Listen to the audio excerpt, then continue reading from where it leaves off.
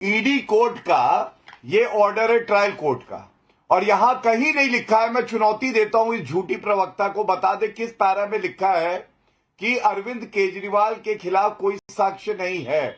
ये अगर ये मुझे बता दे तो जो कहे मैं हार जाऊं। तीसरी बात, अगर साक्ष्य नहीं थे नाविका जी, उच्च न्यायालय जाके या सर्वोच्च न्यायालय जाके आपने खत्म क्यों नहीं करा लिया मुकदमा? भजन लाल का केस पढ़िए सर्वोच्च न्यायालय का, क्योंकि साक्ष्य है, प्रमाण है, प्रथम नहीं कराया खत्म तो मतलब चौथी बात, देखिए टुकड़े टुकड़े गैंग वाली सीएम जब आई है तो अब जितने भी देश के खिलाफ ताकतें हैं वो लोग खुश हैं कि अरविंद केजरीवाल के बाद अब आतिशी मार लेना मतलब मार्क्स और लेनिन का मिक्सचर वो आया है जो देश विरोधी ताकतों के साथ खड़ा रहेगा। और इसलिए मैं कहता हूं, कहीं भी आतिशी ने एक बार नहीं कहा कि अफजल गुरु आतंकवादी है, जो उसके माता पिता ने कहा वो गलत है, उस विचारधारा का मैं विरोध करती हूं। ये कोई दिखा दे उनका स्टेटमेंट तो मैं मानूं। एक बात और कहूंगा, 2014, 2019, 2024 दिल्ली की जनता ने लोकसभा में इनको 7 सीटों में शून्य दी अंडा, और अरविंद केजरीवाल जब जेल से बाहर आए थे नाविका जी, उन्होंने कहा था जनता मेरे साथ खड़ी होगी, 7 सीटें हार गए थे। इसका मतलब दिल्ली की जनता ने पापी आपको और अरविंद केजरीवाल के भ्रष्टाचार को लताड़ा।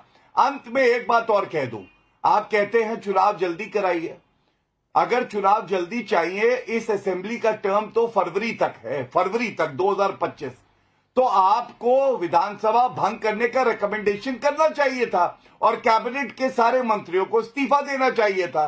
दोनों काम आपने किए नहीं, और ये क्यों नहीं किए? और बिल्कुल, और प्रियंका जी इससे पहले आपने कहा कि कभी भी बीजेपी एक्सटेंड करा देती है चुनाव, कभी भी आगे करा देती है। आगे कराने का फैसला आपके हाथ में है, और एक्सटेंड हो नहीं सकता क्योंकि संविधान में इसका प्रोविजन नहीं है।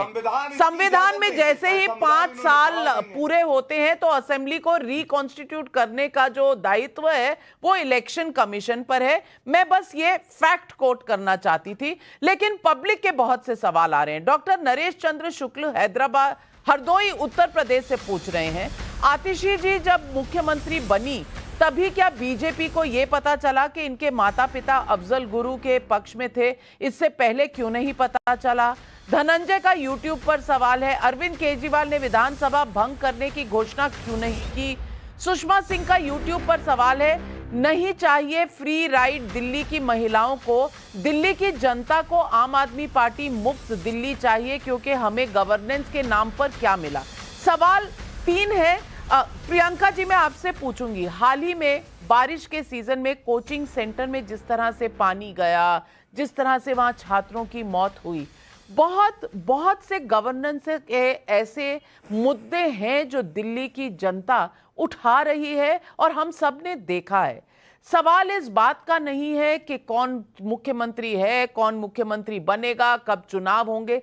सवाल इस बात का है कि जनता को क्या मिलेगा।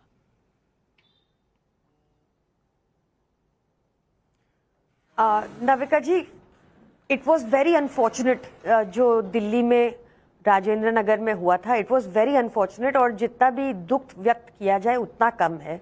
बट ये एक फैक्ट है, जैसे आपने फैक्ट स्टेट किया, मैं वो फैक्ट है कि बीजेपी दिल्ली में एमसीडी के कुशासन में थी 15 साल तक, और उन्होंने बिना कुछ भी प्लानिंग के बिना उन्होंने कहीं भी कुछ भी क्रॉप अप करने दिया। आपको ध्यान होगा कोर्ट ने भी कहा कि ये सब पुलिस की मिली भगत के बिना ऐसे इलीगल स्ट्रक्चर्स नहीं आ सकते थे।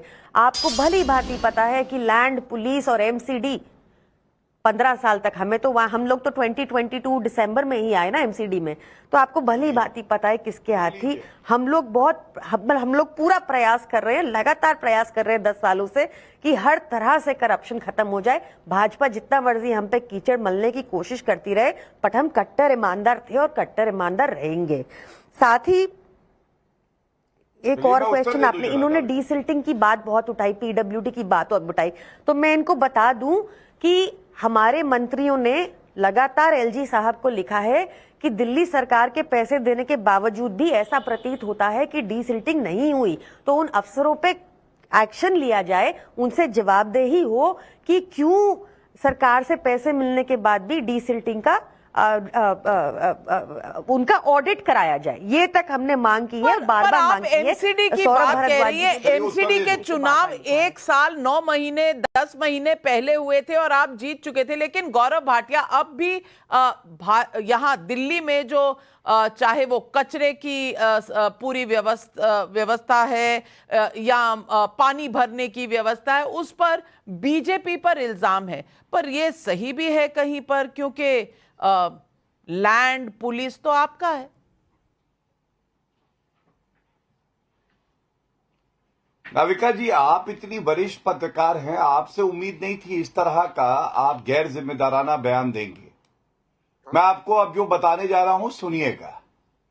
पीडब्ल्यूडी डिपार्टमेंट किसके पास था आपको मालूम है? आतिशी के पास। जब बारिश आई और फ्लडिंग हो गई, एक हमारा भाई है कनिष्क तिवारी, उसने एक पत्र लिखा पीडब्ल्यूडी डिपार्टमेंट को, और कनिष्क तिवारी ने कहा पीडब्ल्यूडी डिपार्टमेंट से कि यहां फ्लडिंग हो रही है करोलबाग और राजेंद्र नगर में, इसको ठीक करा लीजिए। और उसके कुछ दिन बाद एक हमारा भाई इलेक्ट्रिक्यूट हो जाता है, बिजली लगने से मर जाता है। अब इसके लिए नरेंद्र मोदी जी जिम्मेदार है। दूसरी बात, एमसीडी की जिम्मेदारी है। एमसीडी में 2 साल से ये सत्ता में है, 2 साल से 2 साल में डीसिल्टिंग नहीं करा पाए। तीसरा मैं तथ्य आपको देता हूं, लेफ्टिनेंट गवर्नर ने डीसिल्टिंग स्कैम हुआ, मैंने 80 करोड़ का जिक्र किया। पालम एरिया में ये एक स्कैम है। ये रुपया कहां गया? पापी आपने अपने खजाने में डाला। आतिशी मारलेना ही इसकी जो है मंत्री है डिपार्टमेंट की। और सबसे बड़ी बात है, झूठे वादों का क्या वादे हैं, टूट जाते हैं। 15 लाख सीसीटीवी लगाएंगे, 10 साल पहले कहा था, नहीं लगाए। 500 नए स्कूल आएंगे, नहीं आए। 20 नए कॉलेज खोलेंगे, नहीं खोले। 5000 डीटीसी बसेस आएंगी, नहीं आई। 8 लाख सरकारी नौकरी देंगे 10 साल में, नहीं दे पाए। और जल लोकपाल लाएंगे, अन्ना हजारे कहते रह गए, वो भी इन्होंने नहीं किया। आरओ क्वालिटी टैप वाटर आएगा, किसी नल में नहीं आया, मोदी जी ने दिया नल में जल। और सबसे बड़ी बात है, यमुना को मैं साफ कर दूंगा, इन्होंने कहा 25 के चुनाव से पहले। अब तो अरविंद केजरीवाल खुद ही चले गए हैं। अब तो कौन यमुना का क्या होगा? बहुत सारे सवाल है प्रियंका जी। इससे पहले कि आपके पास आऊं, सवाल तहसीन भी पूछना चाह रहे हैं, हर्षवर्धन जी भी, तो इनसे पूछ के फिर आपके पास आती हूं। तहसीन पूनावाला, आप हाथ उठा रहे हैं, आप गौरव पर प्रश्न उठा रहे हैं या प्रियंका जी पर? भाजपा पर। देखिए, एंटी करप्शन यूनिट जो था, ये पहले शीला जी के पास था, स्टेट गवर्नमेंट के पास था। इलीगली ऐसा क्यों है नाविका जी? प्रियंका जी बहुत दिनों बाद आई हैं। गौरव जी आप आते रहते हैं, सौभाग्य है हमारा। ओह अच्छा, नहीं ठीक है, वो जनता को पता होना चाहिए। प्रियंका जी है, माफ कीजिएगा गौरव जी। तहसीन जी आपसे मुझे जी मत बोलो, मुझे तहसीन ही बोलो। मुझे कुछ नाम से बुलाइए, कोई दिक्कत नहीं है। नाविका जी देखिए, इसके पहले एंटी करप्शन, उनको जो चाहिए कर लीजिए। नाविका जी, इसके पहले एंटी करप्शन यूनिट दिल्ली सरकार के पास हुआ करती थी। इलीगल तरीके से भाजपा ने उनसे ले लिया। मैं आपका कोई सपोर्टर नहीं हूं, लेकिन ये इलीगल तरीके से। इसके बाद सुप्रीम कोर्ट का जजमेंट आया कि एक इलेक्टेड सरकार ही दिल्ली को चलाना चाहिए, एलजी को उनकी बात सुननी चाहिए। वो भी उन्होंने एक ऑर्डिनेंस के माध्यम से सुप्रीम कोर्ट के जजमेंट को चेंज कर दिया। अगर आप चाहते हैं कि जिम्मेदारी अरविंद केजरीवाल जी और आम आदमी पार्टी की एमसीडी में हो, तो उनको ताकत दीजिए उन अफसरों को प्रोसिक्यूट करना। अगर एलजी साहब उनके रिकमेंडेशन पे काम नहीं करेंगे, जो अनइलेक्टेड एलजी, तो फिर उनकी जिम्मेदारी कैसे आ सकती? मैं फिर भी मानता हूं, आम आदमी पार्टी अगर चाहती है कि दिल्ली की जनता चुने तो चुनाव करा ले, लेकिन ये उन पर डालना मुझे लगता है कहीं ना कहीं गलत है। और मैं सोचता हूं कि माननीय सुप्रीम कोर्ट जल्द से जल्द उस कॉन्स्टिट्यूशनल बेंच बिठाकर उस चीज का फैसला करना चाहिए कि उनके वर्डिक्ट को किस तरह से अमित शाह जी और मोदी जी ने ऑर्डिनेंस के माध्यम से चेंज कर दिया। ओके, गौरव भाटिया जी 30 सेकंड जवाब दीजिए।